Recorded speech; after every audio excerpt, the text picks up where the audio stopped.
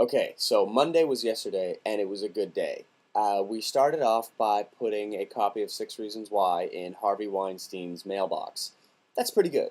Then we decided to sit down and figure out how to steal some delegate lists and figure out who's where, and a little higher than just industry people. We were looking for guests. We were looking for people like Rachel McAdams, and we tracked down basically the guest services room, which it turns out we know someone who's working there, one of the volunteers. And so we essentially asked him if he could put some stuff in Rachel's mailbox for her. So we got her a copy of Six Reasons Why, and we got her some of the treatment stuff for Roll the Hard Six. Now, if that wasn't enough, he then mentioned that, yeah, well, the guests have been kind of weird. We had Viggo Mortensen playing the piano downstairs in the lobby, and we were like, ha ha ha, how strange. So then we left the guest services booth and walked down past the piano, and Viggo Mortensen was there playing piano. So I walked past it and just sort of looked down enough to be 100% sure it was him. He looked up, smiled, and went back to playing. So Jeff and I naturally huddle around the corner, put together a package for him, wait for him to finish playing, go over, and say hi.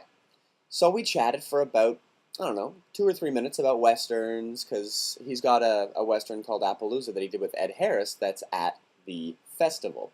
So we talked to him about westerns, gave him a copy, and he was the most humble, pleasant man. He was like, oh, can you spare this? Oh, thank you so much. I couldn't believe it.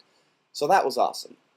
Then when that was done, Jeff and I thought we deserved a beer. So we wound up taking Chris Green, who did Howler's Common Arnie Juice. We wound up taking him sort of along with us to pick up and drop off some other stuff in mailboxes, and got some beer. And then from there, we found out about the Maple Party, which was very closed, and we were not invited to.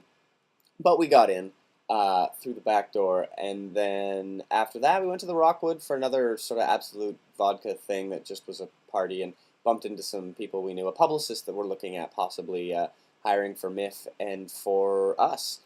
But been pretty busy. We also found out that today, Tuesday, there's a brunch, a cinematography brunch that we're going to, and then we're also meeting with a producer from China who is interested in us shooting Six Reasons Why's follow-up, Roll the Hard Six, in China.